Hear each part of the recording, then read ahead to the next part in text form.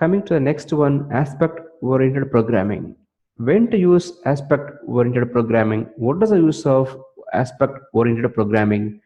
Because aspect-oriented programming and inversion of control both are main principles of Spring Framework. Class is a basic unit of object-oriented programming. In AOP, aspect-oriented programming, aspect is the basic unit. So what is the basic property of, what is the basic functionality of AOP? Here, aspect-oriented programming separates the cross-cutting concerns from the regular business logic code. Here, what is called a cross-cutting concern? Here, aspect-oriented programming breaks down your application logic into distinct parts called concerns.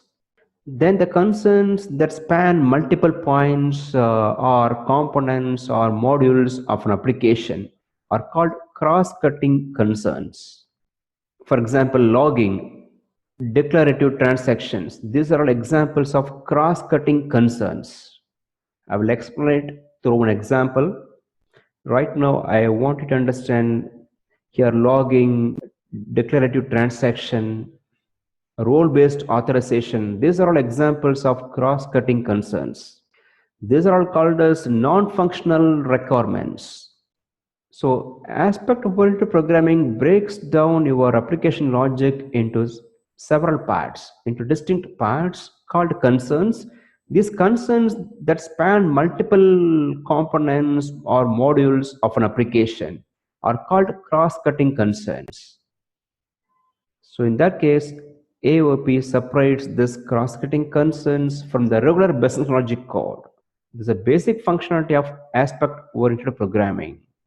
So why we use AOP, aspect-oriented programming? For example, you are developing one software application, and you will be gathering requirements from the business analyst. So BA's role is to provide requirements, functional requirements to your software application. So BA will provide, business analyst will provide functional requirements to your application. Apart from that, you should consider non-functional requirements, even they are not mentioned explicitly. So normally these functional requirements which are provided by the BA are representing the activities that the application is doing. Here functional requirements are representing the activities that the application is doing. For example, you are developing one bookstore application, online bookstore application. So the BA is providing functional requirements such as, for developing this online bookstore application, we might receive functional requirements such as a login or registration screen to enter into the bookstore. User should be able to browse through various categories of books.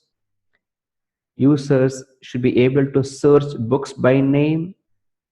Okay. Finally, users should be able to check out and provide a facility to pay the amount through the same payment gateway.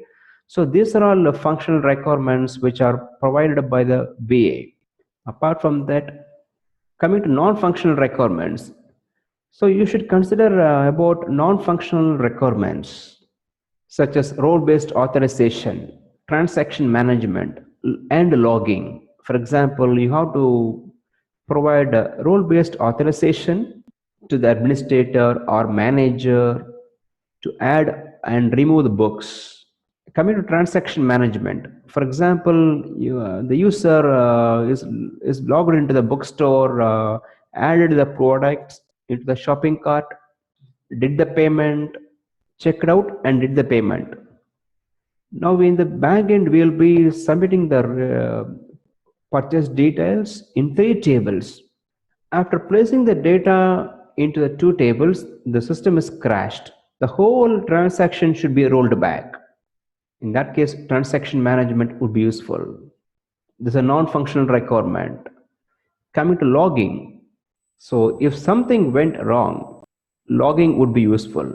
So you have to maintain logging. So these are all examples for non-functional requirements. These are all called as cross-cutting concerns. This is because why these are all called as cross-cutting concerns. What is a concern? Here, your application logic is divided into distinct parts called as concern. These concerns that span multiple points or components or modules of an application are called cross-cutting concerns.